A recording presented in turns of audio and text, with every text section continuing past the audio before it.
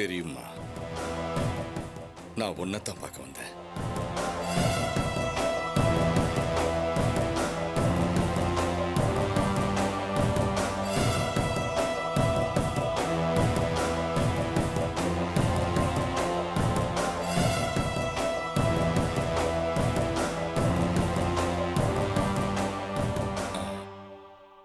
நீ என் மேல கோவமா இருப்பேன்னு எனக்கு தெரியுமா.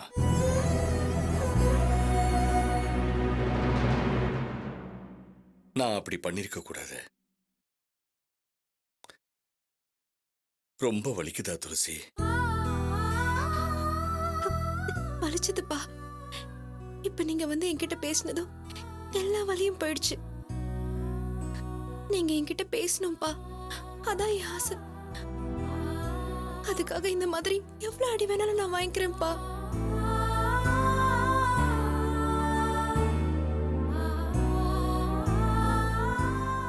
வாழ்க்கையில நான் நிறைய அவமானங்களை பட்டிருக்கேம்மா. நான் பட்ட அவமானங்களும் கஷ்டங்களும் வேற யாருக்காவது வந்திருந்தா அவங்க உயிரோட இருந்திருப்பாங்களான்னு எனக்கு தெரியல.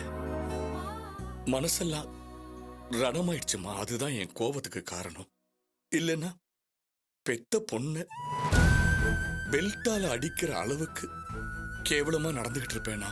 உனக்கு கூட என் மேல கோபம் இருக்கலாம்.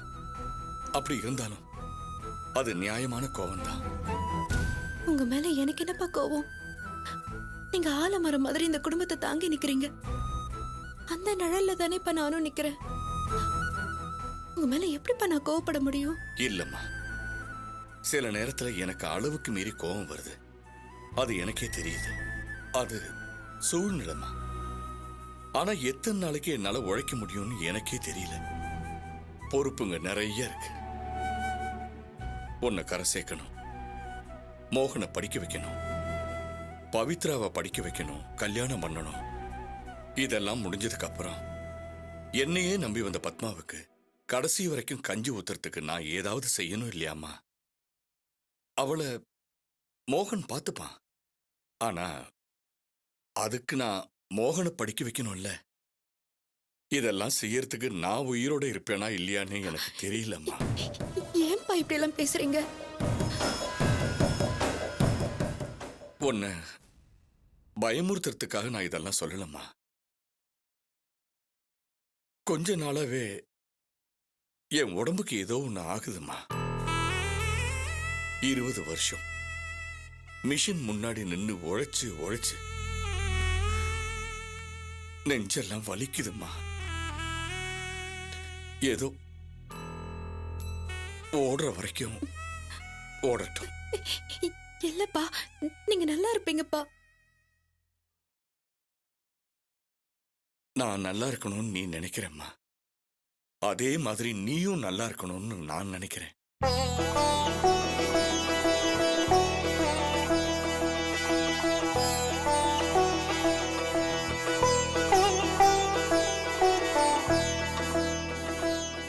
இந்த கல்யாண ஏற்பாட்டுல எந்த உள்நோக்கமும் இல்லை. நீ அவரை கல்யாணம் பண்ணினா உன் வாழ்க்கை நல்லா இருக்கும்னு நினைச்சுதான் நான் இந்த முடிவுக்கு வந்தேன். இந்த மாதிரி இடம் வேற யாருக்காவது கிடைச்சிருந்தா அவங்க சந்தோஷத்தோட கொண்டாடி இருப்பாங்க. ஆனா நமக்கு தான் அருமை தெரியல. பரவாயில்ல, உனக்கு வேலாயுதத்தை பிடிக்கல போல இருக்கு. நான் அவரை பார்த்து இந்த கல்யாணத்தை வேண்டான்னு சொல்லிடுறேன்.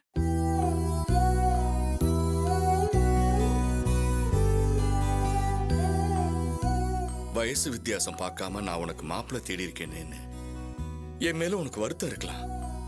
ஆனா நான் எல்லாம் யோசிச்சுதாமா முடிவெடுத்திருக்கேன். இந்த காலத்துல நம்மள மாதிரி ஒண்ணு இல்லாத குடும்பத்துல ஒரு பொண்ணுக்கு கல்யாணம் நடக்கிறது சாதாரண விஷயம் இல்லம்மா. குலம் கோத்திரம் பார்த்துதான் பொண்ணு எடுக்கணும்னு சொல்லுவாங்க. அப்படி பார்த்து பொண்ணு எடுக்கிறவங்க உன்னை எப்படிமா மருமகளா ஏத்துக்குவாங்க? உங்க அம்மா இந்த குடும்பத்துக்கு தீராத களங்கத்தை தேடி வச்சுட்டு போயிட்டாளே. ஓடி போனவ பெத்த பொண்ணு நீன்னு தெரிஞ்சா உன்னை யாருமா கல்யாணம் பண்ணிப்பாங்க? வேலாயுதம் சாருக்கு நம்ம குடும்பத்தை பத்தி நல்லா தெரியும். பெரிய மனசு பண்ணி இந்த கல்யாணத்துக்கு ஒத்துக்கிட்டாரு. பரவாயில்ல. கல்யாணத்தை நிறுத்துறதுனால நானே அவங்க கிட்ட போய் மன்னிப்பு கேட்டுக்கிறேன். என்ன மோகன் படிப்பு செலவுக்காக ஒரு 5 லட்சம் ரூபாய் கொடுத்திருக்காரு. கல்யாணத்தை மனசுல வச்சுக்கிட்டு இந்த பணத்தை அவங்க தரல. இருந்தாலும் கல்யாணத்தை நிறுத்தணும்னு சொல்லிட்டு அந்த பணத்தை நம்ம கையில வச்சுக்கிறது தப்பா போயிடும். நான் 5 லட்சம் ரூபாயை திருப்பி அவங்க கிட்டே கொடுத்துட்றேன். மோகன் படிச்சா என்ன, படிக்கல என்ன, எப்படியோ போகட்டும். வீட்டை அடமானம் வச்சு அவர்கிட்ட நிறைய கடன் வாங்கியிருக்கோம். இப்போ இந்த வீடு ஜப்தி நிலைமையில தான் இருக்கு. கல்யாணம் நின்னு போறதுனால வேலாயுதம் ஏதாவது பண்ணிட்டாருன்னா நம்ம எல்லாம் நடுத்தருவுக்கு தான் போகணும். உன்னை பெத்தவ வீட்டு விட்டு ஓடி போனதுனால அப்போ என் மானம் போச்சு. இப்போ இந்த வீடு போறதுனால மறுபடியும் என் மானம் போக போகுது. அதையாவது அந்த வயசுல என்னால தாங்க முடிஞ்சது. ஆனா இப்போ நான் உன் சித்தி, மோகன், பவித்ரா எதையாவது குடிச்சிட்டு செத்து போறோம். நீயும் என் அம்மாவும் எங்கேயாவது போய் நிம்மதியா இருங்க. அப்பா வேண்டாமா, நீ எதுவும் சொல்ல வேண்டாம். நீ எதுவும் சொல்ல வேண்டாம். வெயிலையும் மழையிலையும் மிஷின் முன்னாடி நின்று உழைச்சு வாங்கின வீடுமா இது. நான் செத்து போயிட்டா என் பணத்தை இந்த வீட்டுல தான் வச்சு எடுக்கணும்னு நான் ஆசைப்பட்டேன். ஆனா அப்படி நடக்க போறதில்ல. பரவாயில்ல, என்ன எழுதியிருக்கோ அப்படித்தானே நடக்கும். கடன் தொல்லையால நாங்க குடும்பத்தோட தற்கொலை பண்ணிக்கணும்னு விதி இருந்தா அதை யாரால மாத்த முடியும்? வேண்டாமா, வேண்டாம். எப்படி வேணா நடக்கட்டுமா? அப்பா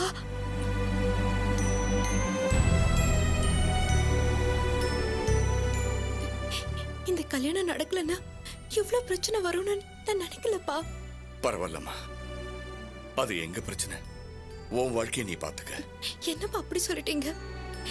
நானும் இந்த குடும்பத்தை சேர்ந்தவதான். நீங்கெல்லாம் போயிட்டா நானும் பாட்டியும் நிம்மதியா இருந்துட முடியுமாப்பா? நான் படிக்கணும்னு ஆசைப்பட்டதே இந்த குடும்பத்தை நல்ல நிலைமைக்கு கொண்டு வரணும்னு தான்ப்பா. படிப்பு ஒரு அகல் விளக்கு மாதிரிப்பா. நீங்க ஒரு தீபத்தை ஏத்தி வச்சா அதுல இருந்து பல தீபத்தை நான் ஏத்தி வச்சிருவேன்ப்பா. அதுக்குதான் என்ன படிக்க வைக்க சொன்னேன். எனக்கு தான் அந்த பாக்கியம் கிடைக்கலையே. பரவாயில்லப்பா, வாழ்க்கையில நான் நினைச்சதான் நடக்காம போயிடுச்சு. நீங்க நினைச்சதாவது நடக்கட்டும்பா. நீங்க யாரு சொல்றீங்களோ அவங்களே நான் கல்யாணம் பண்ணிக்க தயாரா இருக்கேன்.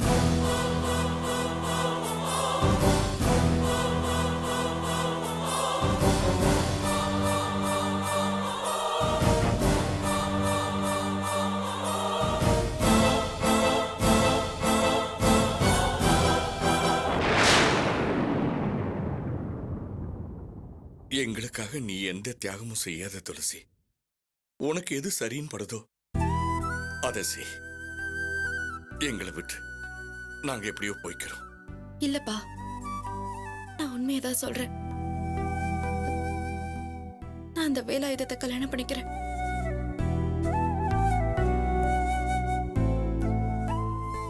வேலாயுதம் வசதியானவர்மா. கல்யாணத்துக்கு அப்புறம் உன்னை நல்லா வச்சு பாரு. உன் வாழ்க்கை நல்லா இருக்கும்மா.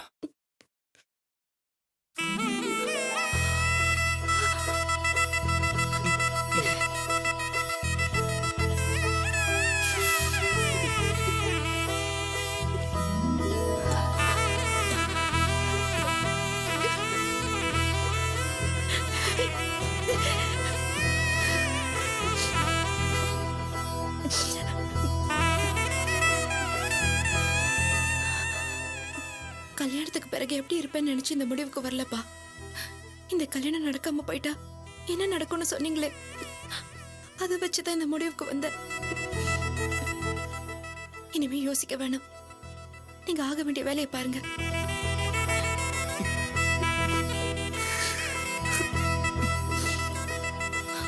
உங்க மேல எனக்கு சின்ன அர்த்தம் இருக்குப்பா. வாழும்போதுதான் சேர்க்காம ஒதுக்கி வச்சிருந்தீங்க. குடும்பத்தோட தற்கொலை பண்ணிக்கணும்னு சொன்னீங்களே, அதுல கூட என்ன சேர்க்காம ஒதுக்கி வச்சிட்டீங்களேப்பா.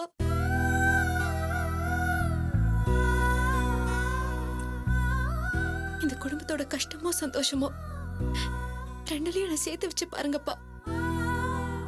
நீங்களும் சித்தி என்ன மகளை ஏத்துக்கிட்டா அதை விட சந்தோஷம் வேற எதுவுமே எனக்கு இல்லப்பா. நான் வேலாயுதத்தை கல்யாணம் பண்ணிக்கிறத ஒரு தியாகமா பார்க்காதீங்கப்பா. வெளியில இருந்து யாராவது வந்து பண்ணாதான் அது தியாகம். நானும் இந்த குடும்பத்துல ஒருத்தி தானேப்பா.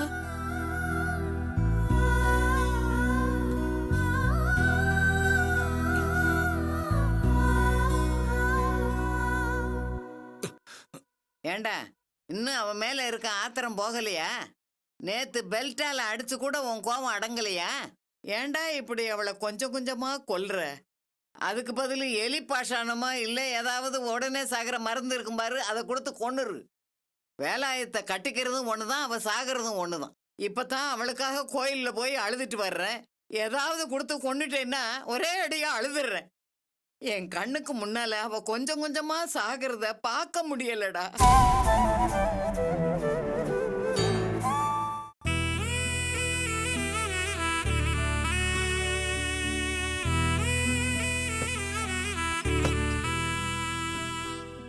என்னம்மா அந்த பாவி பையன் வந்துட்டு போறானே, நீ இருக்கியா செத்து போயிட்டியான்னு பார்க்க வந்தானா? அந்த கடங்காரனை போய் நீ பார்த்துட்டு வந்தேன்னு தெரிஞ்ச உடனே புருஷன் பொண்டாட்டி எப்படி பதறி போயிட்டாங்க பாத்தியா? அவனை வச்சு உட்காந்து வகை வகையா திங்கலான்னு கணக்கு போட்டாங்க. அவன் என்ன சாதாரண ஆளா? 5 லட்சம் ரூபாய முழுசா தூக்கி கொடுத்துருக்கான்னா அவன் என்னென்ன கணக்கு போட்டானா யாருக்கு தெரியும்? பாட்டி, நான் அப்பா கிட்ட இந்த கல்யாணத்துக்கு சம்மதிச்சிட்டேன். என்னம்மா சொல்ற? உண்மையாவ சொல்ற? நீ எதுக்கு சம்மதிச்ச? என்னாச்சு உனக்கு? உங்க அப்பன் ஏதோ சொல்லி உன் மனசு மாத்திட்டானா? அப்பா என்ன பண்ணுவாரு பாட்டி? அவரால் இந்த குடும்பத்துக்கு எவ்வளவு உழைக்க முடியுமோ அவ்வளவு உழைச்சிட்டாரு. நம்ம எல்லாருக்காகவும் தானே இந்த வீட்டை அடமானம் வச்சாரு. இப்ப வீடு ஜப்திக்கு வர நிலைமையில இருக்கோம். இதுக்கு மேலயும் நமக்கு என்னன்னு எப்படி பாட்டி ஒதுங்கி இருக்க முடியும் சொல்லு? அதுக்காக நீ கல்யாணம் பண்ணிக்கிறேன்னு ஒத்துக்கிட்டியா? விளையாட்டாமா இது? வீட்டை அடமானம் வச்சா எப்பயாவது மீட்டுக்கலாம். உன் வாழ்க்கை அந்த பாவி கையில அடமானம் வச்சா அப்புறம் உன்னை காப்பாத்த முடியாம போயிரும். இதெல்லாம் சரிப்பட்டு வராது. அவனை நான் என்னன்னு கேட்டு வர்றேன். இல்ல பாட்டி, நீ இத பத்தி அப்பா கிட்ட ஒன்னும் பேச வேணாம். இத்தனை வருஷமா என்கிட்ட பேசாத அப்பா இப்பதான் முதல் தடவையா என்கிட்ட பேசியிருக்காரு. எனக்கு ரொம்ப சந்தோஷமா இருக்கு பாட்டி. ஆஹா, உங்க அப்பனுக்கு காரியம் ஆகணும். அதுக்கு தான் உன்னை பார்த்து பேசி இருக்கான். இல்லாட்டி இத்தனை வருஷமா பேசாதவனுக்கு இப்பதான் புதுசா பாசம் வந்திருக்கா? அவன் பேசுனதெல்லாம் நம்பாத. உன் வாழ்க்கையை காப்பாத்துக்கிறதுக்கு வழிய பாரு. இல்ல பாட்டி, நான் இந்த கல்யாணத்தை வேண்டான்னு சொன்னா இந்த வீடு போயிடும். இந்த குடும்பமே தெருவுக்கு வந்துடும். ஏற்கனவே எங்க அம்மாவால அப்பாவுக்கு பெரிய களங்கம் ஏற்பட்டிருக்கு. அம்மா செஞ்ச பாவத்துக்கு மகளா நான் ஏதாவது பரிகாரம் செய்ய வேணாமா? அதுக்கு எனக்கு ஒரு வாய்ப்பு கிடைச்சிருக்கு. அப்படி நினைச்சுதான் நான் இந்த கல்யாணத்துக்கு ஒத்துக்கிட்டேன் பாட்டி. நீ பைத்தியக்காரத்தனமா முடிவு பண்ணிருக்கே. வாழ்க்கையில தியாகம் பண்ணலாமா? நீ வாழ்க்கையே தியாகம் பண்ண முடிவு பண்ணிருக்கே. இதெல்லாம் உங்க அப்பனும் அவளும் அவங்க சுயநலத்துக்காக பண்ணிருக்காங்க. உங்க அப்பன் ஏதேதோ பேசி மனசை மாத்திட்டான். நான் ஏமாறல பாட்டி, விட்டு கொடுத்து போறேன், அவ்வளவுதான். நான் கல்யாணம் பண்ணிக்கிட்டா இந்த வீடு அப்பா கையை விட்டு போகாது. என் தம்பி ஆசைப்பட்ட மாதிரியே இன்ஜினியரிங் படிப்பான். தங்கச்சி பவித்ராவுக்கு ஒரு நல்ல வாழ்க்கை அமையும். இப்ப இல்லைனாலும் எப்பவாவது ஒரு தடவை, ஒரே ஒரு தடவையாவது இதெல்லாம் என் பொண்ணு துளசியால தான் நடந்துச்சுன்னு எங்க அப்பா நினைச்சு பார்த்தா போதும் பாட்டி. நான் இத்தனை வருஷமா பொறுமையா இருந்ததுக்கும் பட்ட கஷ்டத்துக்கும் ஒரு அர்த்தம் இருக்கும் பாட்டி. உங்க அப்பனோ இல்ல இந்த குடும்பமா உன்னை வச்சு தாங்கி இருந்தா இந்த குடும்பத்துக்காக தியாகம் பண்ணலாம்.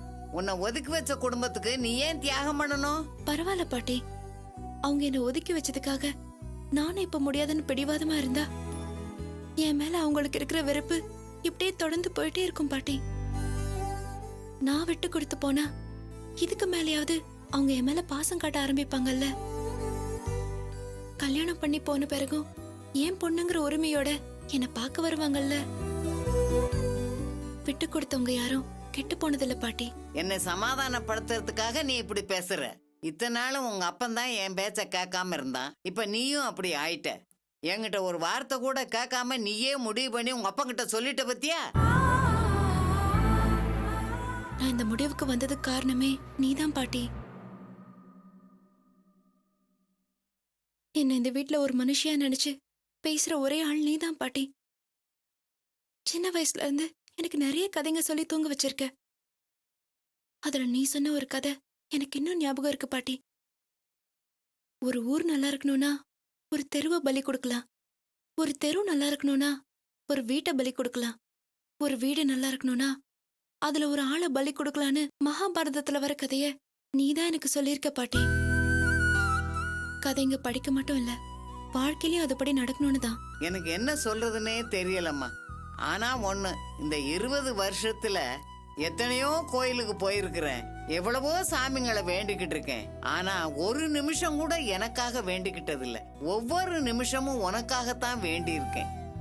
தெய்வங்கிற சக்தி இருக்கிறது உண்மையா இருந்தா உன்னை இந்த கஷ்டத்துல இருந்து காப்பாத்தி கொண்டு போறதுக்கு ஒரு ரட்சகம் வருமாமா?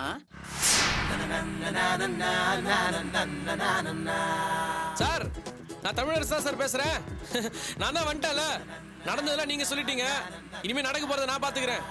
தூள் கிளப்பிடுறேன் சார், சக்சஸ் பண்ணி காட்டுறேன் சார்.